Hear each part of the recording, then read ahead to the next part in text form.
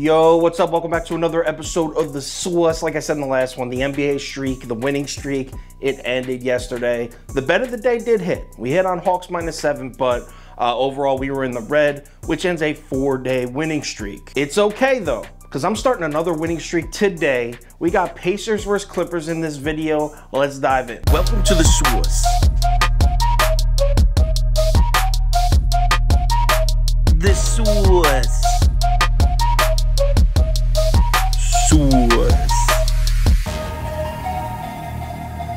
Hey, get the sauce. All right, Clips on the road here in Indiana. The line is Pacers -2. Bets are pretty even, but the Sharps hammered the Clippers. I'm talking 88% of the money on the Clips. This is as of 4 a.m. this morning. Yo, check this out though. We got some reverse line movement here. So the action is all over the Clippers all morning, but the books raised the line. We're now looking at Pacers -2.5.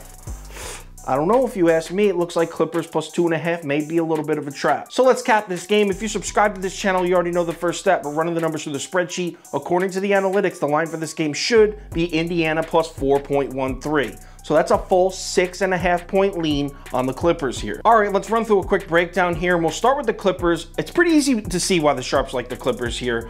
They're currently in the middle of a long East Coast road trip. They've been on the road for 5 games, all on the East Coast, and they won 3 of those games, including a really impressive win yesterday afternoon over the Hornets. Despite missing Paul George and obviously Kawhi Leonard, in the last 2 weeks, the Clippers are still in the top half of the NBA in both offensive efficiency and defensive efficiency. They're 13th and 15th. So, I mean, there's no other way to slice it. This team's playing some solid basketball, man. The Clippers have one very, very glaring weakness: their defense against offensive rebounding. Teams have had a field day grabbing offensive boards against the Clippers, and that's terrible in this game, because you want to know who's first in the NBA in the past 2 weeks in offensive rebounding rate? Now, you probably guessed the Raptors.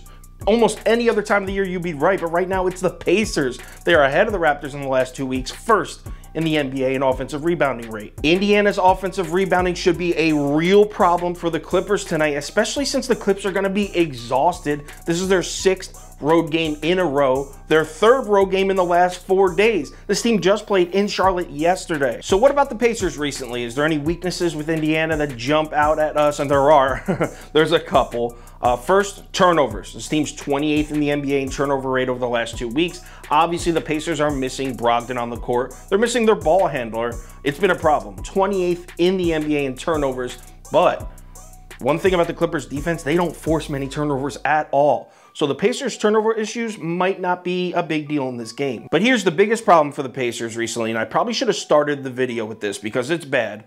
The Pacers are 29th in the NBA in defensive efficiency over the past 2 weeks. This team can't stop a faucet, especially from mid-range. They are dead last in the NBA defending mid-range jump shots in the past 2 weeks. Even more bad news for the Pacers, if you're looking at shot frequency, the Clippers are 3rd in the NBA in shot frequency from mid-range. So they take a crazy amount of mid-range shots against a Pacers team that can't stop anyone from the mid-range. This Clippers offense might be perfectly equipped to rip the Pacers apart. So we got 2 offenses that I think will both have a lot of success against the other team's defense. And we got 2 teams that are in the top 5 of pace in the last 2 weeks. That means I'm definitely on the over here, giving the over at 221. As far as picking a side, I get it. I do see why the Sharps love the Clippers here. I'm fading all that money. I'm taking the Pacers -2.5. I really think they will clean up on the offensive glass. A lot of second chance points.